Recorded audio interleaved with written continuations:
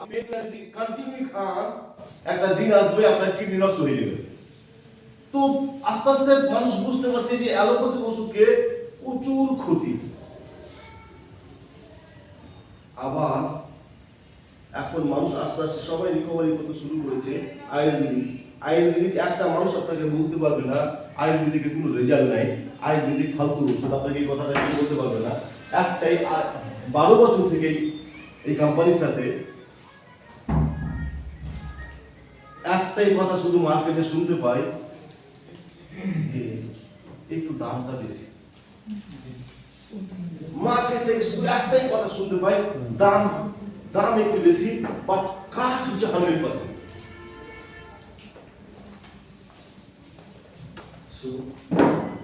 যখন দেখলাম প্রোডাক্টগুলো আমার খুব ভালো লাগলো। আমি বললাম আমি মিডিয়া স্যারকে আমার লাগবে, আমি বিজনেসটা শুরু করব।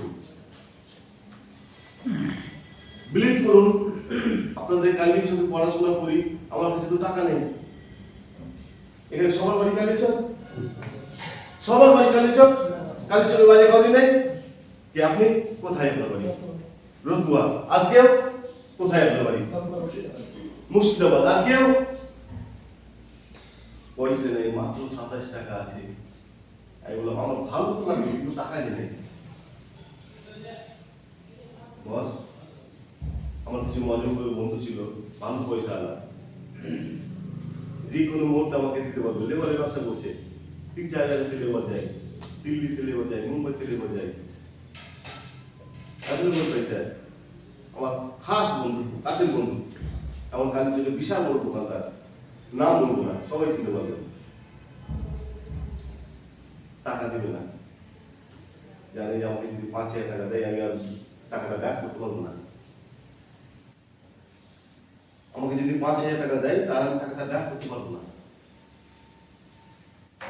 কারণ ব্যাংক তাকে লোন দেয় যার প্রচুর পয়সা আছে, তাকে লোন দেয়। বেকারকে ব্যাংক লোন দেয় না। যার কাছে প্রচুর টাকা আছে ব্যাংক তাকে লোন দিবে, যার কাছে টাকা নেই তাকে লোন দিবে না। অ্যাকচুয়ালি লোনের দরকারটা গরিব মানুষের, দিবে না। আমি প্রথম যখন আমার 4 চাকা নিয়েছিলাম, আমার নিজের নামে 4 চাকাটা হয়নি, আমার নামে লোনই হয়নি। বিলিভ করুন, সেকেন্ড গাড়ি যখন নিয়েছি এখন কন্টিনিউ ফোন করে, কোনো না কোনো ব্যাংক থেকে ফোন করতে থাকে, স্যার একটা আপনার লোন ছিল। আর এক্সিস ব্যাংক থেকে তো প্রতিদিন ফোন করে, কোন সপ্তাহে 3 লাখ, কোন সপ্তাহে 4 লাখ, কোন সপ্তাহে 10 লাখ, কোন সপ্তাহে 9 লাখ, কোন সপ্তাহে 8 লাখ, যেভাবে অফারটা থাকে সেভাবে আমাকে আপডেট করতে থাকে। তো আমাকে টাকাটা দিবে না। আমার বন্ধু মিডিয়া স্যার বললো, ভাই একটা বুদ্ধি টেকনিক বের করতে হবে। কি টেকনিক? 500 টাকা করে দিতে হবে। আপনি আমার বন্ধু হঠাৎ যে বললাম আমার 500 টাকা এমার্জেন্সি লাগবে, আমি তোমার হয়তো বলে দিচ্ছি এই 500 টাকাটা দিয়ে দেবে, কিন্তু 5,000 টাকাটা দিবে না। টেকনিক বের করে 5,000 টাকা একসাথে করার পর কলকাতা সায়েন্স সিটিতে একটা মিটিং এ গেছিলাম। তো টাকাটা মানি ব্যাগ থেকে বের করছি, একটু অলের এই অলটা আছে, একটু আড়ে যাচ্ছি, টাকাটাকে গুনছি, আবার মানি ব্যাগে ভরে দিচ্ছি। আবার ভাবছি দিব কি দিব না, দিব কি দিব না, দিব কি দিব না। টাকাটা দিলাম কাকে? মিস্টার পঙ্কজ মজুমদার, যার বাড়ি হচ্ছে কলকাতা। আর আমার দাদা কলকাতাতে আছে, ও বলছে কলকাতা মানুষ প্রচুর চিটার। ও আমি নিয়ে গেছি যে পজিটিভ করার জন্য আমার দাদাকে। বিলিভ করুন, আমার দাদা মানে আমার কাছে নেগেটিভ করেছে, বলেছে আমার সিনিয়র মিডিয়া স্যারকে। এই সব গাড়ি লাইভ দিচ্ছে, সব সাজানো। একটা মদ যদি দেখতে বড় বড় লাইভ ছিল, কলকাতাতে চিটার করছে। আর ও কলকাতাতে আমার দাদা, আমার যেটা বড় 9 বছর থেকে কলকাতাতে আছে। কার কথা শুনবো বুঝতে পারছি না, যে সব যে গাড়ি লাখ লাখ টাকা ইনকাম করছি, এই বাইরে বাইরে গাড়ি দরকার আছে, এই যে সব ডায়লগ করে দিচ্ছে, এরা সব ভাড়া করে নিয়ে এসছে। দেখবে কাকা এখন এক বোতল মদ দিয়েছে, এই মদের লোভে চলে এসছে। ও তো আমাকে নেগেটিভ করছে, আমার সাথে সাথে আমার সিনিয়র করে নেগেটিভ করছে। আমি বললাম বস কাজ খারাপ করবে, ওর থেকে দূরে যেয়ে অঙ্কুশ স্যারকে টাকাটা দিয়ে জয়েন করলাম স্যার। তারপর আমাদের লাইফ শুরু হলো, আমাদের জীবন শুরু হচ্ছে কালীচক থেকে। আজকে কালীচক থেকে এই 2 থেকে 4, 4 থেকে 8, 8 থেকে 10 এভাবে করতে করতে আজকে দেখুন টিম উত্তর দিনাজপুর, দক্ষিণ দিনাজপুর, ঝাড়খণ্ড, বিহার, অনেকগুলো ডিস্ট্রিক্টের টিম চলে গেছে। আজকে মোটামুটি 40,000 উপরে মানুষ আজকে আমার টিমে কাজ করে। ডিসিশন নিয়েছিলাম আমি নিজে নিয়েছিলাম, বেশ এই কাজটা খুব ভালো। আমি একদম, আমরা বাংলা খাই বাংলা বুঝি, আমি 5,000 টাকা দিলাম। আমি মোটামুটি এমআরপি রেটে 7 থেকে 7,500 টাকার প্রোডাক্ট পেয়ে গেলাম। সর্বপ্রথম আমার কোনো লস নাই, কালকে যদি কোম্পানিটা নাও থাকে আমার কিছু নিয়ে যাচ্ছে না। সেকেন্ড পার্ট হচ্ছে আমি শুধু দুইজনকে আমাকে জয়েন করাতে হবে। আমি যদি দুজনকে জয়েন করতে পারি, আমি জয়েন করাবো কাকে? আমার মাসির ছেলে, আমার পিসির ছেলেকে। আমি দুইজনকে জয়েন করিয়েছি, তার জন্য আমাকে দিয়েছে কোম্পানি কত? 450 টাকা। একদম বাংলা কথা বুঝবেন, এত ঘুরিয়ে কাছিয়ে কথা না বলে সোজা কথা।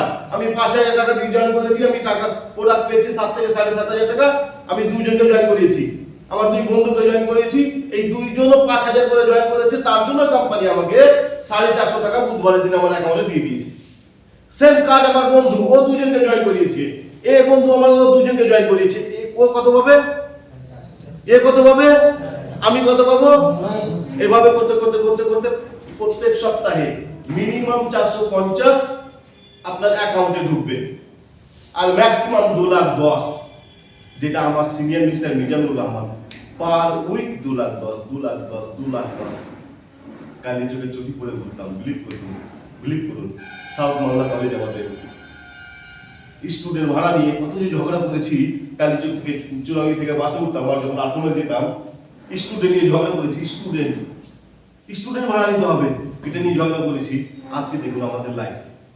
আজকে মিলিয়ন স্যারের ফ্ল্যাট, কলকাতাতে একটা ফ্ল্যাট দিল মোটামুটি 1.5-2 বছর আগে, 2 কোটি টাকা দিয়ে নিয়েছি। আজকে মালদার সবচেয়ে মালদার হাট বলা যেতে পারে বিহারি পেট্রোল পাম্প।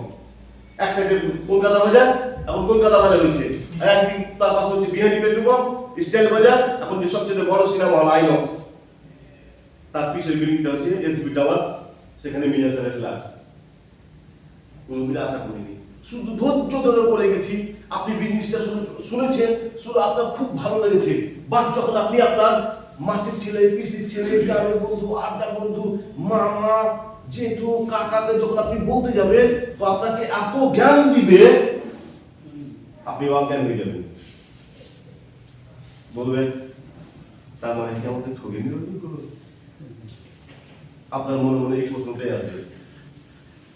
আমাকে এত জ্ঞান দিয়েছে আমার মামার ছেলে, আমার মাসির ছেলে। আমার মামার ছেলে 80% জব করে, জব, কে কলকাতা পুলিশে আছে, কে আরপিএফ এ আছে, কে স্কুল টিচার। তো এত নলেজ দিয়েছিল, আর আমাকে, আমার মাকে বলতো, বেটি ও কি কাজ করছে, বেকার হয়ে যাবে। আমার সাবজেক্ট অ্যারাবিক অনার্স, একমাত্র আমার অ্যারাবিক অনার্স সাউথ মালদা কলেজে 18টা 19টা কোটা ছিল, একমাত্র 18 কলেজ। এত ভালো সাবজেক্ট নিয়ে পড়াশোনা করছে, এই কাজ চক্করে পড়লো। সবাই এত জ্ঞান দিতে লাগলো। আমাদের আরসাদ পাশার নাম শুনেছেন কোনোদিন? সাউথ মালদা কলেজের প্রফেসর, অ্যারাবিকের প্রফেসর, এখন থাকে টাউনশিপে। একদম সেই হ্যান্ডসাম, লম্বা করে আছে, সাহেবের মতো চেহারা। টিউশনে পড়তে গেলে বাংলা ছেলে কি বুদ্ধি দিল, এত জ্ঞান দিল, ভাবছি আর মাইলেটা বলবো না। সব লোকই ঠিক আছে, আমরা শুধু ভুল জায়গায় চলেছি, কিন্তু বুঝতে পারলাম না। আজকের দিনে বুঝতে পারলাম যে ওই লোকগুলোই ভুল রাস্তাতে ছিল, আমরা সঠিক রাস্তাতে ছিলাম। বলে আজকের দিনে ওই লোকগুলো যেভাবে বাসে চলাচল করে, ওই লাইফ ছেড়ে বলছে আমার টিচার। আমরা প্রথম যখন 4 চাকা যখন নিলাম, নিজের 4 চাকা নিয়ে কলেজে চলে যেতাম, স্যারকে কারে করে নিয়ে আসতাম। ওই লাইফ স্টাইল কে কি বলেছে কিচ্ছু শুনিনি। আমার একটাই টার্গেট, প্রচুর মানুষের হয়েছে মানে আমার হবে। প্রচুর মানুষের এখান থেকে 4 চাকা, প্রচুর মানুষ ইনকাম করছে, আমার ইনকাম হবে। কে কি বললো কিছু শুনবেন না, শুধু ধৈর্য ধরে একটা কাজ করুন, ইনশাআল্লাহ আপনার ক্যারিয়ার তৈরি হবেই হবে। আইপিএল আমরা বুঝি, আইপিএল এ একটা টিম আছে কেকেআর, নাম শুনেছেন? কেপিআর। এই টিমটা হচ্ছে শাহরুখ খানের টিম। তো ওই টিমে একটা প্লেয়ার আছে, তার নাম হচ্ছে রিঙ্কু সিং। নাম শুনেছেন? রিঙ্কু সিংকে যখন কিনে নিয়েছিল ফার্স্ট টাইম 55 লাখ, মানে 55 লাখ টাকাতে কিনে নিয়েছিল। ও কি করতো, প্লেয়ারদের কাকে ওই জল তল বিভিন্ন রকম এইসব কিছু নিয়ে যেত, তাকে এটাই কাজ ছিল। এই আস্তে আস্তে ধৈর্য ধরে বেঞ্চে বসে থাকতে থাকতে থাকতে এই খেলতে শুরু করলো, খেলতে খেলতে একটু নাম হলো। আজকে ওই রিঙ্কু সিং কলকাতা টিমের মধ্যে সেকেন্ড পজিশনে আছে। সবচেয়ে যে প্লেয়ারটাকে বেশি দাম দিয়ে কিনে নিয়েছে তার নাম হচ্ছে ভেঙ্কটেশ আয়ার। তারপর হচ্ছে রিঙ্কু সিং 13 কোটি টাকা দিয়ে কিনে নিয়েছে। ধৈর্য কাকে বলে? আকাশ সময় না নেগেটিভ হয়ে যেতাম, কাঁদতাম, বাড়ি থেকে টাকা দিতে চাইতো না। এটা মিটিং এ যেতাম, কলকাতা লোক নিয়ে যেতাম, কালিয়া চোখ থেকে লোক নিয়ে যেতাম, লেবারের মতো লোক নিয়ে যেতাম, শাহবাজপুর থেকে গোলাপগঞ্জ থেকে লেবারের মতো লোক নিয়ে যেতাম। একটাই ট্রেন ছিল তখন, ছিল ওই ট্রেনটা যেটা এখন কলকাতা তোমাদের কাঠিয়ার থেকে আসছে, ওই ট্রেনটা ছিল আগে মালদা থেকে। মালদা থেকে ছাড়তো, আমরা খালদিপুর থেকে 43-42 টাকা টিকিট ছিল, ওই 42 টাকা টিকিট কেটে বসিয়ে দিতাম। একবার 16 জন নিয়ে গেছিলাম, বিলিভ করুন 16 জনকে নিয়ে গেছি, 16 জনের টিকিট করেছি। হাওড়াতে নেমেছি, স্নান করিয়েছি, সবকে স্নান করিয়েছি, সাবান কিনে দিয়েছি, সব স্নান করবে তার জন্য। ওখানে খাওয়া দাওয়া করিয়েছি, হাওড়ার সামনে দেখবেন অনেক ফুটপাত হোটেল আছে, অনেক খাওয়া দাওয়া করিয়েছি। হলে নিয়ে গেছি সায়েন্স সিটিতে, আবার ওখানে 100 টাকা করে টিকিট। বিলিভ করবেন, ওখানে 100 টাকা টিকিট। মিটিং শুনেছি, মিটিং শোনার পর আবার হাওড়াতে এসেছি, হাওড়াতে খাওয়া দাওয়া করেছে। হয়তো একজনের খাবার কম হয়েছে, হয়তো খাবার চেয়েছে, হোটেলের যে বয়গুলো আছে হয়তো খাওয়াটা লেটে দিয়েছে, তা আমার কি দোষ? দাদা আমার দোষ আছে? ও এই জন্য নেগেটিভ। ওর ট্রেনে আরো যে 15-16 জন ছিল, সব টিকে নেগেটিভ করতে করতে করতে করতে করতে এসে খালতি করে নেমেছে। পরের দিন আর কেউ ফোন ধরে না, পরের দিন আর কেউ ফোন ধরে না। কি হলো পরে জানাবো, পরে জানাবো। এভাবে দিন গেছে স্যার, কষ্ট করে দিন গেছে। সাইকেল নিয়ে মিটিং করতে যেতাম, অমটিপি পর্যন্ত মিটিং করতে যেতাম সাইকেল চালিয়ে, পঞ্চনন্দপুর মিটিং করতে যেতাম সাইকেল চালিয়ে, এদিকে শেষ রোড পর্যন্ত মিটিং করতে গেছি সাইকেল চালিয়ে, এদিকে লক্ষ্মীপুর মিটিং করতে গেছি সাইকেল চালিয়ে, গোলাপগঞ্জ মোহাম্মদপুর পর্যন্ত সাইকেল চালিয়ে মিটিং করতে গেছি। এই যে কষ্ট করেছিলাম, সাইকেল চুরি হয়ে গেল। আমাদের পাশে এখনো আছে মেসটা, হাসপাতালে ওই কন্যাটাতে দেখবেন একটা মেস আছে, ওখানে তখন আমার অনেকগুলো বন্ধু ছিল, ওদের সাইকেল ধার নিয়ে মিটিং করতে যেতাম। এই জীবন ছিল আমাদের। আজকে বাইরে আমার যে গাড়িটা লাগানো আছে, এটা আমার সেকেন্ড গাড়ি। ফের ডিসিশন নিয়েছি, এটা কয়েকদিন পর চেঞ্জ করে তারপরে আবার অন্য গাড়ি নিব। কেন? স্বপ্ন ছিল যে মাজারুল রুমে যখন কিছু ছেলে আমার বন্ধুরা আসতো, বাইক নিয়ে আসতো, তো তাদের লাইফ স্টাইল দেখতাম, কি জীবন আর আমাদের কি জীবন। নিজের বাইক নিয়ে এসে একবার যদি বাইকটা চালাতে পারতাম না, মনে হচ্ছে আমার স্বপ্ন ফুলফিল হয়ে যেত। এই জায়গা থেকে উঠে আসা ছেলে, এত হিংসা হতো, ওদের কি জীবন। যখন 4 চাকা দেখতাম তো ভাবতাম তার লাকি মানুষ, কি ভালো পরিবারে এদের জন্ম হয়েছে, নিজস্ব 4 চাকাতে চাপছে, মানে 4 চাকাটা এটা আমার স্বপ্নের বাইরে। মানে স্বপ্ন কি বলবো আপনাকে, মানে ওকে মানে টাচ করাই যাবে না, এরকম স্বপ্ন ছিল আমার 4 চাকাটা। আজকে দেখুন সাইকেলের মতো। এই মিটিং গত বুধবারের দিন মিটিং ছিল চুগলি ধাবাতে, তো পাশে আমাদের আমার শোরুমটা আছে, টয়টা শোরুম পাশে আছে। বলছে স্যার এটা রেখে দেন, অন্য একটা গাড়ি নিয়ে যান, একটা অন্য গাড়ি নিয়েছে, হাই গাড়িটা, এই গাড়িটা নিয়ে যান। 1 বছর আর কয়েকদিন চলতে দেন, তারপরে আবার নিব। মানে সাইকেলের মতো ব্যাপারটা হয়ে গেছে। টিমে কত মানুষের গাড়ি আছে, বাইক কত মানুষ নাই জানি না স্যার। যারা 4 চাকা কিনে সেটা আমাদের কানে খবর আছে, বাইক যে কত মানুষ কিনে আর খবর নাই। কত মেয়েরা স্কুটি কিনে। আমাদের একটা টিম আছে রায়গঞ্জে, শুধু ওদের মতো মেয়ে, সব কলেজ স্টুডেন্ট।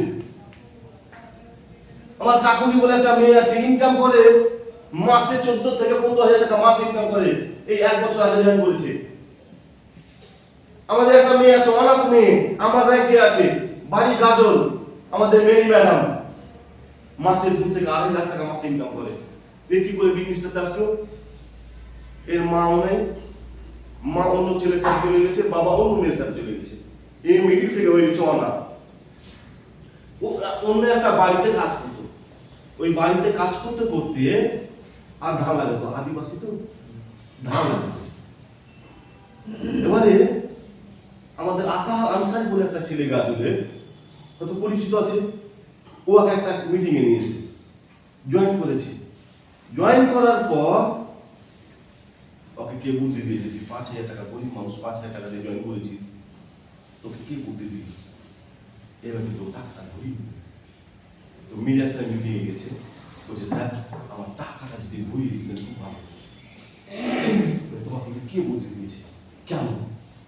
সব বলার পর মিডিয়া স্যার ওর মাইন্ড সেট করার পর বলছে ঠিক আছে স্যার, তো কাজটা করবো। এই যে কাজ যখন শুরু করলো, তার একদিকে আছে সেটাও বলে একটা ছেলে, এনটিসি শামসি, ওর বাড়ি হচ্ছে শামসি, প্রচুর শিক্ষিত ছেলে, বিএসসি করে বেকার বসেছিল। আর তার আর একটা সাইড আছে প্রণাম মাস্টার, গাজল হাই স্কুলের টিচার, ইংলিশের টিচার প্রণাম। এই দুদিকে ভালো ছেলে পেয়ে গেল, এও এমটিসি ঢুকছে, এও এমটিসি, মিডল থেকে আজকে মেরি ম্যাডাম আমাদের সিটিসি, মাসে 2 থেকে 2.5 লাখ টাকা ইনকাম করে বর্তমানে। আচ্ছা টাকাটা যদি ভরিয়ে দিত কি হতো? যেভাবে পরের বাড়িতে কাজ করছিল তাকে সেইভাবে কাজটা করতে হতো। এখানে প্রচুর মানুষ আছে স্যার। আজকে মিডিয়া স্যারের টিমে, মিডিয়া স্যারের একটা কি বলবো, মানে কনফিডেন্সটা প্রচুর হাই লেভেলে। সায়েন্স সিটিতে যখন মিটিং এ দিতাম, তো অন্য কাজের সাথে যখন ছবিগুলো তুলতাম, তো ও বলতো ভাই একটা দিন আসলে আমাদের 4 চাকা হবে। তো মনে মনে হাসতাম, ভাই ভাঙা সাইকেল আছে, ওদের দিদির মধ্যে হয়তো আলহামদুলিল্লাহ 4 চাকার কথা বলছি, হবে ভাই হবে, একদিন আমাদের কার হবে, আমাদের সাথে প্রচুর মানুষ ছবি নেবে। আজকে মিজানুর রহমানের ইন্টার টিমে যদি মিটিং হয়, মালদা টাউনের মধ্যে কোনো জায়গাতে মিটিং করার মতো হল নেই। শুধু লিডাররা দিতে আছে, যাদের মালদি আছে, মালদাতে কোনো জায়গাতে এত 4 চাকা রাখার মতো জায়গা নেই মালদা টাউনে। বলে আমাদের মিটিং গুলো হয় কোথায়? বিএম গ্রাডে হয়, জুবলিতে, অটারপা, পারদেশি, কারণ ওখানে প্রচুর কার রাখা যেতে পারে। বলেছিল হাসতে হাসতে, কিন্তু আজকে দেখুন প্র্যাকটিক্যালে হয়ে গেছে। তো শুধু বিলিভ করবেন, যে মানুষটার সাথে এসছে হয়তো প্রথম ফার্স্ট টাইম লাগবে, প্রথম লাগবে, হয়তো লোক আমাকে ঠগিয়েছে, হয়তো নিজের লাভের জন্য। আমার মনে হতো যে মিডিয়া তার গ্রামের কোনো মানুষকে কেন জয়েন করেনি, আগে আমাকে কেন জয়েন করিয়েছে, মনে হতো। আজকে ফিল করি আমার প্রচুর ভালোবাসা বলে আগে আমাকে বিজনেসটা দিয়েছে, তারপর কাউকে দিয়েছে। আজকে আমি মনে মনে ফিলিংস করি যে আগে মিডিয়া স্যার আমাকে প্রচুর ভালোবাসা বলে আগে আমাকে এই বিজনেসটা দিয়েছে, ভালো না বাসা হতো এই বিজনেসটা দিত না। এত আমাকে আমি বিলিভ, আজকে আমাদের বন্ধু 22 বছর বন্ধুত্ব, আমাদের 22 বছরের কিছু মানুষ হিংসা করে, আমাদের কিছু বন্ধু আছে কথা পারি, তোদের এখনো একই ভালো বন্ধুত্ব আছে। আমি হ্যাঁ, আমাদের নামটা যতদূর পর্যন্ত পৃথিবীতে থাকবে ওর সাথে আমার কোনো সম্পর্ক খারাপ হবে না, কারণ আমাদের এইটার কোনো লেনদেন নেই। আর যার এটা লেনদেন হবে তার সম্পর্ক খুব তাড়াতাড়ি খারাপ হবে। একদম জিগরি দোষ ছিল, হঠাৎ দেখলে একদম দুশ্মন কেন, এই গল্প এটাতে আছে। আমরা এটা কোনদিন লেনদেন করি না। আমার কাছে টাকা নেই, আমি 10% সুদের উপর সাধনের কাছ থেকে সুদের উপর টাকা নিয়ে আমি টিম ডেভেলপ করছি, অথচ ওকে যে আমি কোনদিন টাকা চাইনি। আজকে দেখো কোনো কিছু নেই, একদম পুরো ফ্রি এমটিসি হয়ে গেছি। আজকে খুব খারাপ, মোটামুটি চলার মতো একটা